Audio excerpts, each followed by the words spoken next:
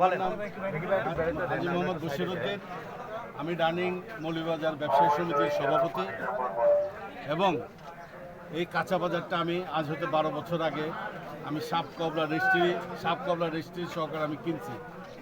কেনার পর হতে দুঃখের বিষয় স্বৈরাচারী সরকারের আচরণের কারণে,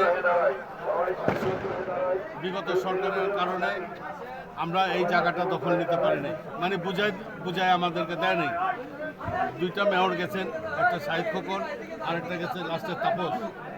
আমাদের এই সমিতিটা কাঁচা বাজারটা এটা আমাদের ব্যক্তি মালিকানাধীনে, এটা কোনো সরকারি না, কোনো গেজেটভুক্তও না, এটা গ্যাজেটের বাইরে। গ্যাজেটে থাকলে একটা কথা ছিল। আর আপনার সিটি কর্পোরেশনের লিস্টে দেখবেন যে প্রত্যেকটা এলাকায় বাজার এবং কমিউনিটি সেন্টার এটা সিটির আন্ডারে থাকে, মানে সিটি কর্পোরেশনের আন্ডারে থাকে।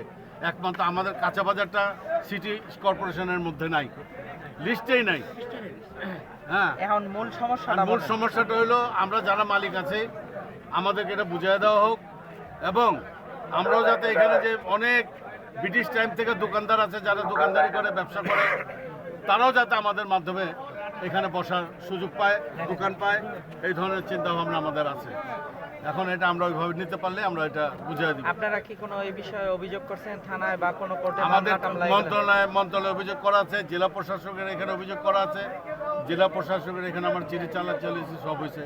ভূমি মন্ত্রণালয়ের মধ্যে আমার কথাবার্তা হয়েছে। 5ই আগস্টের পরে কি কোনো অভিযোগ করছেন নতুন করে? 5ই আগস্টের পরে আমরা যাই না কেন, এখন এমনি তো সরকার একটু ইসের মধ্যে আছে, চাপের মধ্যে আছে। আমরা চাই না এখন সরকারকে চাপের মধ্যে ফেলতে। আমাদের জায়গা তো আর কেউ মাথা উঠে নিয়ে যাবে না, জায়গা তো এটাই থাকবে।